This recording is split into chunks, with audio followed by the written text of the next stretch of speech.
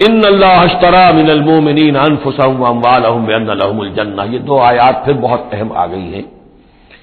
یقیناً اللہ نے خرید لی ہے اہل ایمان سے ان کی جانیں بھی اور ان کے مال بھی، اس قیمت پر کہ ان کے لیے جنت ہے۔ یقاتلون فی سبیل اللہ، یہ ہے بیع و شراء جو ایک صاحب ایمان کی اللہ کے ساتھ ہو جاتی ہے۔ ان اللہ اشتری، صاحب ایمان بیچتا ہے، اللہ خریدتا ہے۔ ان اللہ اشتری من المؤمنین انفسهم واموالهم بان لهم الجنہ یقاتلون فی سبیل اللہ، وہ جنگ کرتے ہیں اللہ کی راہ میں، فیقتلون ویقتلون، تو قتل کرتے بھی ہیں قتل ہوتے بھی ہیں۔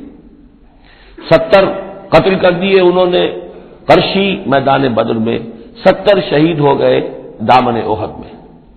وعدن علیہ حقا، یہ وعدہ اللہ کے ذمے ہے، ثابت ہے، پختہ ہے، قائم ہے، یعنی جنت انہیں اللہ دے کر رہے گا۔ اس میں اصل میں جو بین السطور کا یہ یا جو پس منظر میں ہے وہ یہ ہے کہ ایک سودا ہوتا ہے نقد، آپ نے مال دیا اور قیمت لے لی، بات ختم ہو گئی۔ یہ جو اللہ کے ساتھ سودا ہے یہ ادھار ہے، یہاں سب کچھ لگا دو، خرچ کر دو، جان مال تن من دھن لگا دو، آخرت میں ملے گی جنت۔ جنت یہاں نہیں ہے، جنت وہاں ہے۔ تو چونکہ ادھار کا سودا ہے اس پر دل میں کچھ نہ کچھ دغدغہ رہتا ہے۔ نو نقد نہ تیرا ادھار والی جو مثال ہے کہ 9 نقد نہ تیرا ادھار کی 13 سے بہتر ہے کہ 9 جو نقد ملتے ہیں وہ لے لیے جائیں۔ تو اس حوالے سے جو ہے انسانی کمزوری بربنائے طبع بشری اس کے اندر ایک دغدغہ رہتا ہے، اس کو اب کس زور کے ساتھ اس کی نفی کی جا رہی ہے۔ وعدن علیہ حقا، کوئی شک نہ کرو یہ وعدہ ہے اس کے ذمے حق ثابت، فی التوراۃ والانجیل والقرآن، اور اللہ کی طرف سے اس وعدے کی توثیق 3 دفعہ ہو چکی ہے، تورات میں ہوئی، انجیل میں ہوئی، قرآن میں ہوئی۔